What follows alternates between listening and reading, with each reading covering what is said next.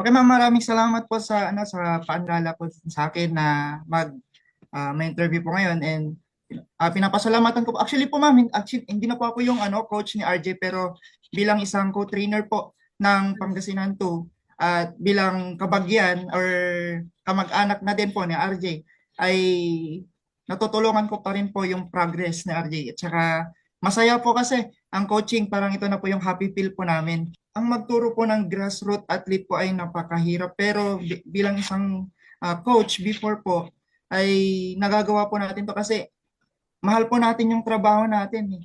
Kasi para po sa mga bata po ay nagagampanan po natin yung trabaho natin na hindi po napapagod.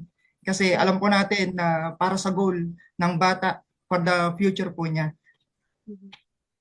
Napakasipag po niya, napakabait, sumusunod po sa lahat ng utos po namin. Katulad na lang po kahit na nahihirapan na siya. Sabi niya, minsan niya po mangiyak-iyak na po siya sa training noon, nung naalala ko po na nasa grade 6 pa po siya, grade 5, ay sabi niya, RJ, kung gusto mo maging gold medal, kung gusto mo maging katulad ni Sunny Wagdos, ng mga ganyan, Heidelin Diaz, kailangan nating mag-training ng kung kaya ng iba, sabi ko sa kanila, kaya mo din, sabi ko, kaya huwag ka mawawalan ng pag-asa. Yun po, meron din po siyang faith sa RJ at training ko rin po na manalangin bago ang kanyang practice and competition po. Kahit na bata pa lang po, yung po namin, na kasi syempre, ma'am, yung kalagayan po ng school po namin is multi-grade. Nasa bundok po nga po. Sabi ko, parang mas malakas tong mga bata dito sa bundok. Ganyan. At saka, doon po kasi sa desidido po niya na gusto ring maranasan yung mga gold medalist, ganyan, or kahit bronze medalist lang po. Yun po yung pangarap niya po dati, pero sa awa po ng Diyos ay much better pa yung binigay ng Panginoon. Kaya ibang klase po si RG, ma'am. Kaya nung una po, kahit na mangyak-yak po talaga sa training yan, talaga porsigido po yan. Kahit nawala po siyang sapatos, ma'am, yung mga sapatos ko nga po, binibigay ko po sa kanya.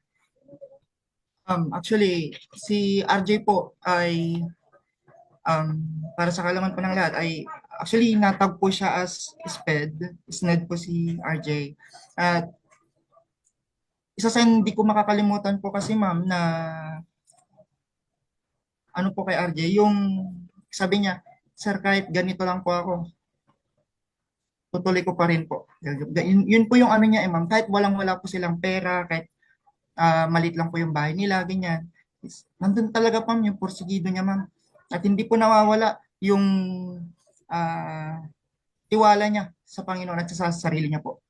Napaka-supportive po ng parents po niya kahit na yun nga hindi na po namin estudyante sa RJ, kahit na iba na po yung coach, ay lagi pa rin pong lumalapit na, sir, tulungan niyo po kami na i-train si ganito, si RJ, ganyan, para po mas malayo pa po yung marating niya, ganyan. Then ako naman po ay willing naman po para sa um, kinabukasan din ni RJ po. Kasi syempre ma'am, gusto rin ko din po na magkatatak yung ah, Kasantiaguan na kung saan doon po nakatira si RJ po. Mhm. Actually ma'am, po, kasi sa Manila po ma'am, kumpleto po sila sa gamit, kumpleto po sila sa facilities. Dito po kasi sa atin medyo magkakalayo, wala rin sa Binalonan po, wala po kaming oval. Ang meron lang po sa amin ay bypass road. Ang pinagmamalaki lang po namin na pinagtitrainingan is bundok, yan po, at ilog, ganyan. So, kahit na ganun ma'am, kahit na sa ibang lugar, like NCR na marami po silang facilities, ay nandun pa rin kahit wala po kaming gamit, kahit Mhm. wala po tayo. Kasi katulad na lang po ng Narciso, napakalayo. Narciso, doon sa Lingayen. Actually, napakalayo po sa amin. Pero, nandiyan naman yung bundok, ma'am. Meron naman po kaming bypass road dito sa Binalonan. Ma'am, hindi naman po nagkulang yung officials po natin dito sa Pangasinan sa pagbibigay po ng support. Ayan. Pero um, kung meron man po akong isasuggest, oval po siguro. Yan, o. Malapit na oval ganyan dito sa sa bayan ng Binalonan. Pero I think meron na po yatang naka-reserve Mhm. na bibigay po ng mga officials po natin and it was a great. blessings po para sa mga future athlete po natin. Mhm. Actually po para sa lahat po, para sa lahat na lang po ay gusto ko na rin po magpasalamat doon sa mga coach ni RJ ngayon sa R1A, yung official coach, and then yung coach sa school coach, ayan, sa Santa Catalina Integrated School, kung saan po nag-aaral ngayon sa RJ, and sa lahat din po ng mga gusto magkaroon ng gold medal. Ayan, in God we trust lang po always. Yun po. Yes po. Yun po yung team Sir, namin. Wag po tayong mga kabaro sa atlet.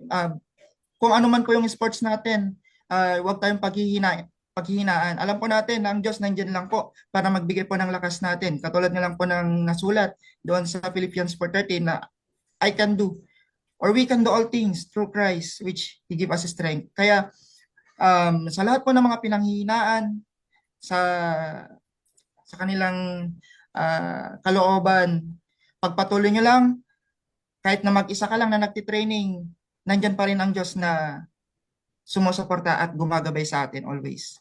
Hindi tayo pinapabayaan ng Panginoon.